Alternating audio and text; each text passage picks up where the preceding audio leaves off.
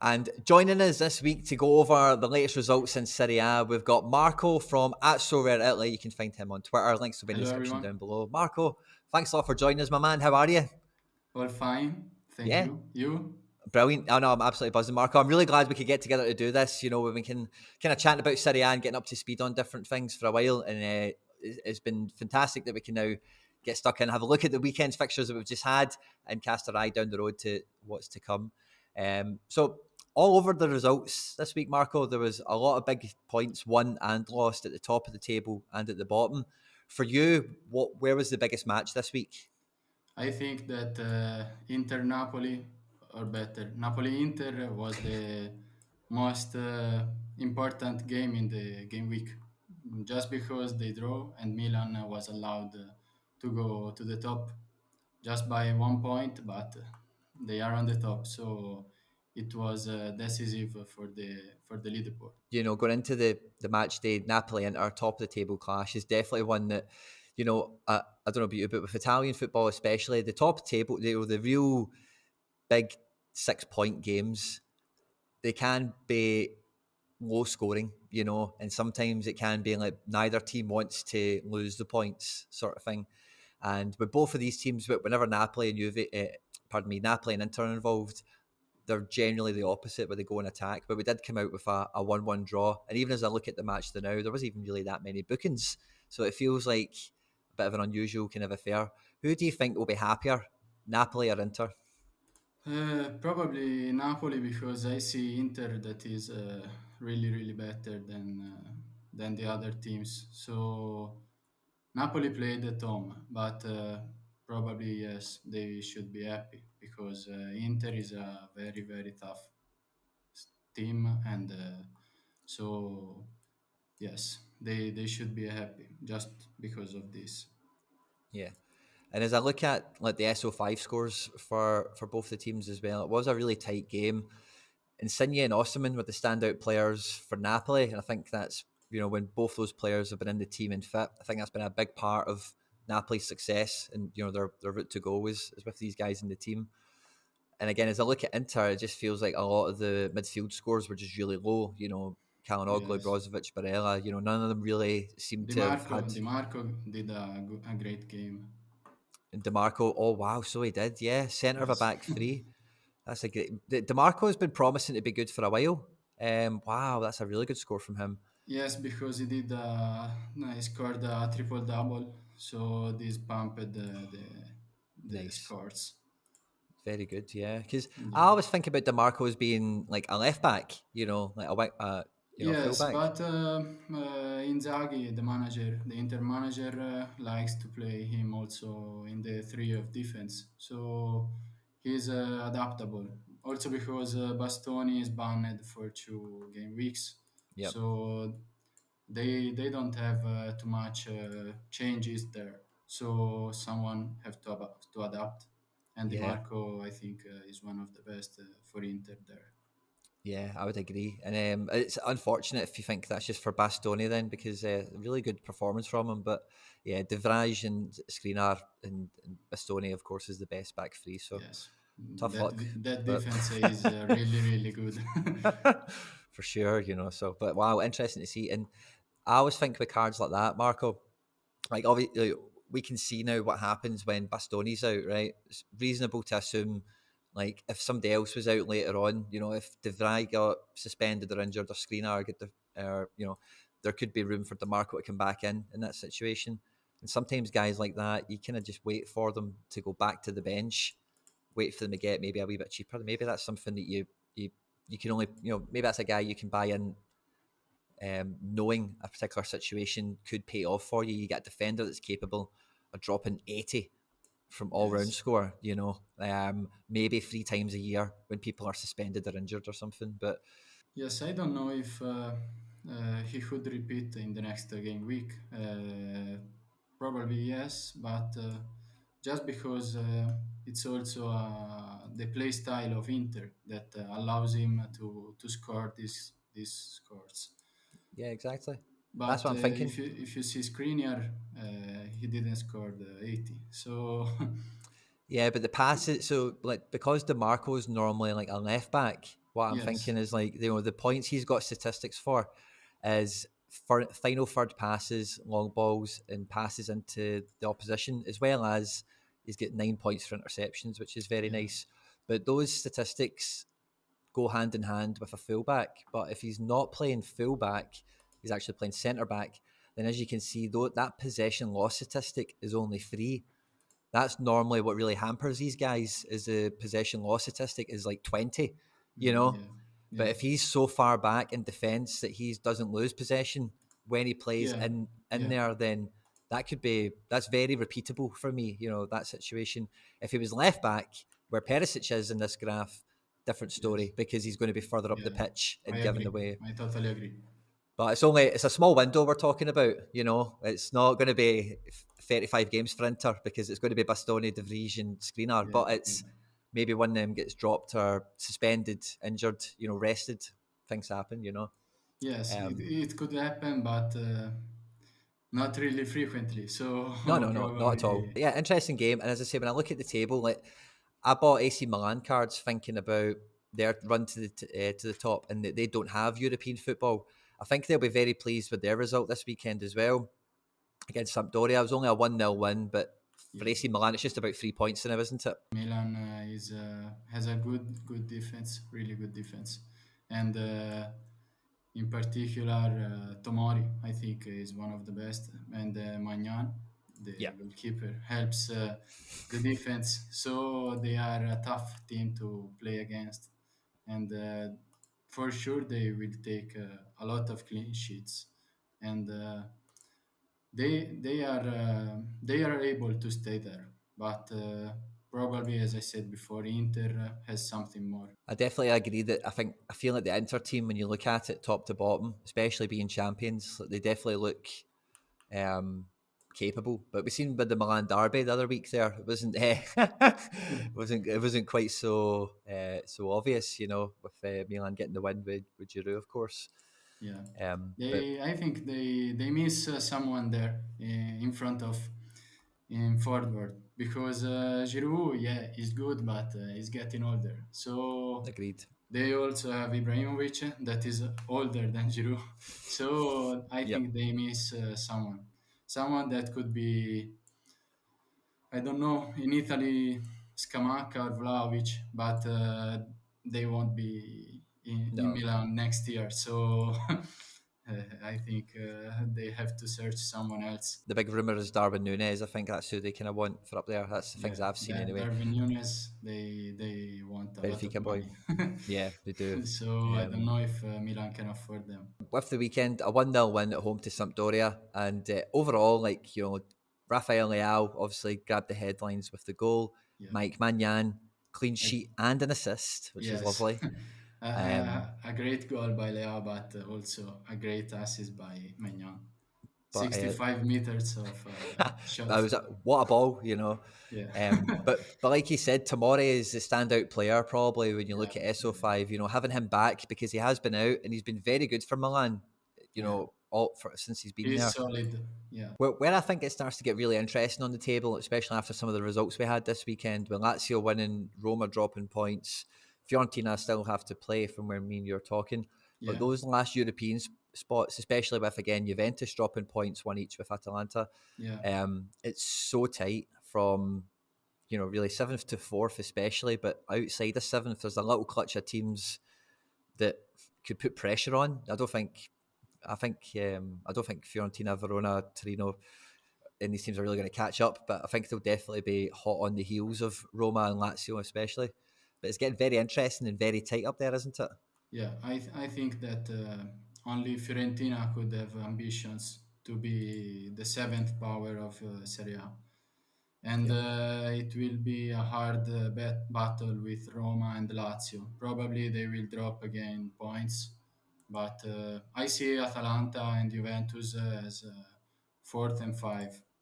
But Lazio, Roma, and Fiorentina have a hard battle, yes.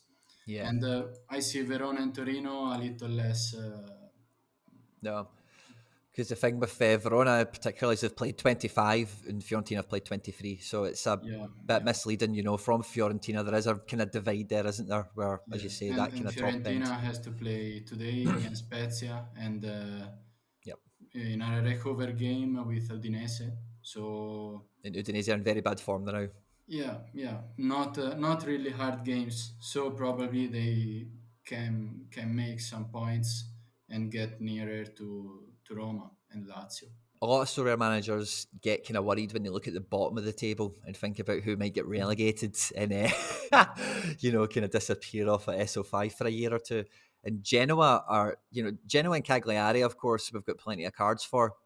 Yeah, Salernitana, we got cards for, but I think we all knew at the beginning of the season what was going to yeah, happen to them, so we're not really yeah. surprised. But No. but Genoa are a big team, and Cagliari typically are at the bottom, but they're not right at the Yeah. bottom. Cagliari, I see Cagliari as a good team, but I don't know why. They have good players, but they don't know how to win, how Yeah, to make points, and also the manager. I don't like too much the manager, the Cagliari manager. No, Probably they will save. I see, even if it's hard to say now, I see Spezia as one of the candidates to be relegated, and probably Sampdoria, Cagliari, and also maybe Venezia. Venezia has a lot of players that we know. yeah, Even but if Venezia is not on Sorare, but they have a lot of players. they do. Henry, and Okereke, Cuisance. Busio, Yes, Buzio. yeah, Yeah, yeah, yeah. got lots of good So players. I think Venezia have to get the form, but they can stay in Serie A. Yeah, well, Salernitana, as you said, I don't want to say that they are already relegated, but they are very near. Also, 56 goals allowed. yeah. They are a lot. Venezia win 2-1 this weekend against Yeah, Torino, even with yeah. a man sent off. So it's a big An 3 points for them. unexpected win. But Genoa 1-1 with Salernitana Yeah. is a huge, that shows you. I think Genoa must be done. If you Uh, can't beat Salernitana, Genoa next game week has Venezia. They will play in Venezia. yep, So not easy because it's a hard game, and then Inter, Inter, wow, and a lot of hard games in the end. The yeah, last big 3 time, weeks, Sampdoria, that is a derby, yep, Juventus, and Napoli. So probably 0 points. yeah. And And even as well, there's a little period of Verona, Lazio, AC Milan yeah, altogether. yeah, yeah, yeah, yeah, yeah. I see Yeah, very badly Genoa. yeah. I don't think Genoa are going to make it at this point. Unfortunately for Blessing, that was the manager of Ostend. Yeah. Oh, really? Bless him. Yeah, yeah, I think Sampdoria might have enough. I think like they won recently with Sassuolo, which was a big game, but at the weekend, as we just spoke about, they lost with Milan. yeah. They Um, changed manager before Sassuolo, yeah, so that could be the reason. But this manager also already were in to be the Sampdoria manager, so he knows the environment, and I think they will be safe I think very so as very well. early. They will win some games. And Also, they don't have a really bad calendar, no, I think. I think they've had a lot of hard games already.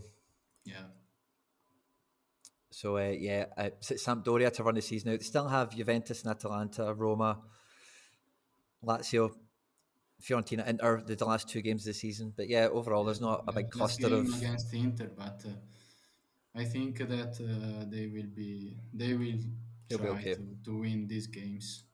They Yeah, have 23 points. I think with 10 points more, they will be safe. yeah, I agree. So yeah, so Serie A is starting to kind of tighten up. Certainly, I would make Salernitana and Genoa almost all but done at this point. Yeah, Um, it so will be a battle between them, I, between Venezia, Cagliari, Spezia. maybe Udinese as well. Their form Yeah, is not good yeah. now. Probably also Udinese. Yes. If you look over the last 10 games, yeah, they've only picked up 3 wins in the last 10, and Udinese 4 wins in the last 15. So Yeah, they they're are not not in a good shape. not doing well since this season at all. But yeah, so that kind of rolls us in now. As we were speaking about earlier, you know, a lot of these teams at the top of the table do also have European football this week. Yeah, You know, so we have Inter, Liverpool in the Champions League. We have Napoli, Barca in the Champions League, yeah. and then we have Lazio and somebody in the Europa Porto, League. Lazio. Porto, Lazio, and is that not Yeah, Champions League? no. Europa League? I've just Porto went to Europa League. Europa League, of course it is.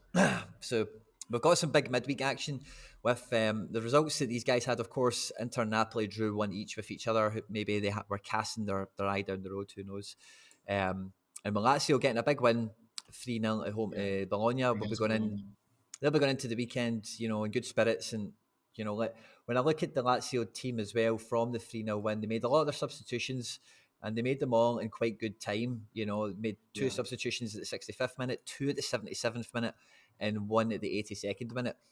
It's one thing that I know a lot of people don't like about Sarri, but at least you know, like he will manage players' minutes. You know, so yeah, a yeah. lot of these key players that didn't get 90 minutes, you can expect Probably them yes. to have a I heard that Milinkovic was really tired yeah, at the end of the game, and also Pedro has to be managed due to the age. So yes, Sarri likes to play every game with the same players. Also in Napoli was he did this. So I think that in Porto they will play again with these players. Probably for sure Lucas Leiva and Luis Alberto because they are banned for the next game week in Serie yep, A. So I think this will be the starting lineup for also for Thursday, and the only different will be the keeper, probably Reina yeah. instead of Strakos. But and probably Acerbi could come back. He got injured 1 month, but now I think that today he could came back with the group to play with the group. So yeah, but It could be a good shout. yeah, Because Porto, as we know, are in great form themselves, you know. So, and Porto love these games in Europe. It's not going to be an yeah. easy game. It's going to Porto be is not easy. Is not an easy game. Yeah, it's a game I would expect a lot of goals. yeah, yeah. It could be. To be Also, honest. also, I didn't remember Lazzari got injured, so Oh, probably really? he won't be of the game. So maybe I change it fullback then. If Yeah. there's no Lazare, and then we've got Inter at home to Liverpool. It will be in the San Siro in the first leg, and Inter, yeah, yeah, first game in San Siro. yep. So you know, Inter, you know, having won the league last year, and obviously they're still going again for the league this year. The one thing the Italian teams always want is to do well in Europe. Of course, like the Yeah, Inter, Juve, you know, European football is very important to them. The San Siro, I'm sure, is going to be jumping, yeah, and for you sure. know, having Liverpool in town is always a big occasion. So I think again, there's no question about it. Inter go with the absolute strongest team possible. Yeah, for Who? sure. Only Barella won't be of the game because he will be banned, suspended for 2 game weeks. Yep, So both the games against Liverpool, he will miss them. And I don't know what could be the probable lineup, but I think the best, yes, the best one. So Skriniar, De Vrij, Bastoni, yep, and Brozovic for sure, even if he's a starter, also because he's suspended in the next Serie A game week. of course. And then in the forward, Lautaro and Dzeko for sure, Yeah, they're just nailed on up front, aren't they? and Çalhanoğlu, of course. Yeah, Probably the substitute of Barella will be Vidal. mm, yeah. I would probably make you right on that. And when I'm looking at the Napoli team as well, but the thing with Napoli is they've had so many things go on with their team this year, different injuries, different people coming in and out of form and whatever. Yeah, they had Um, a lot of injuries during the year. Yeah, a the lot. team. They never played a game with the starting team, I think. That Really. doesn't surprise me. Yeah, because Um, Osimhen got a bad injury at the face. yep, Insigne too. Then Koulibaly went to calf. Fabian Ruiz got injured. Zielinski got injured. So everyone. yep. As I'm looking at the Inter game as well, it looks like Politano came off in the first half. Yeah, So Politano and also Lobotka are injured, so they will miss the next game, and probably they Yilmaz will will be start out then. for 10 days. So probably also the next weekend games. Yeah. Yeah, So I think, Politano got injured. Yeah, yeah. So I think otherwise you might be looking at the same team. Maybe like Yilmaz comes in, and then yeah, probably Elmas or Mertens because Mertens makes the difference in these hard big games. games. Yeah, big Yeah, time. especially in Camp Nou, it won't be easy. No. So an experienced man like Mertens could be better. Yeah, 'cause I'll actually watch Barcelona last night in the derby, and definitely smart attackers will score goals against this Yeah, Barca team now. I So like Adama Traore.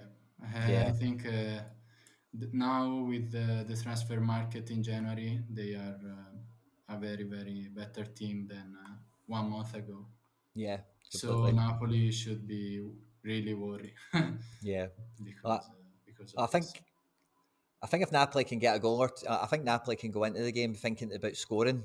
Yeah, Because at the back, Barca are a bit weak. yeah. At the moment, Yeah, there's it been could be a lot of goal games. yep for sure. So So it should be probably, interesting. yeah, Magic. So yeah, absolutely buzzing. And then as I look into the next fixtures for next weekend of Serie A, we've got a Turin derby, so we've got Juve and Torino.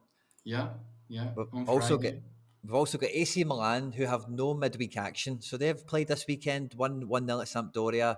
Next weekend they're going to show up and play Salernitana, so that should yes, be very interesting. Should be about 10-0. we could Um, be worthy of Milan stacks.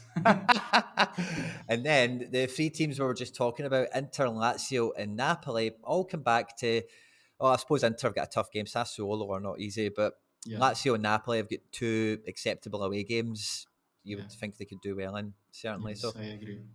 another big game. Back in Napoli, none of these teams can afford to drop points, so it's going to be another massive game week for the Yeah. next weekend. The biggest one I think is Juventus Torino. It could be decisive Yeah, because it's a derby, just because of it, but also Juve is in a good form, but Torino will give everything. So it won't be easy for Juventus, and they will have also Champions League in the week later, 1 week yep, later. So they cannot do rotations, no. and it won't be easy. Thanks a lot, Marco, and I look forward to having you back with us next time. Thank you. See you. Bye bye, everyone. Take care.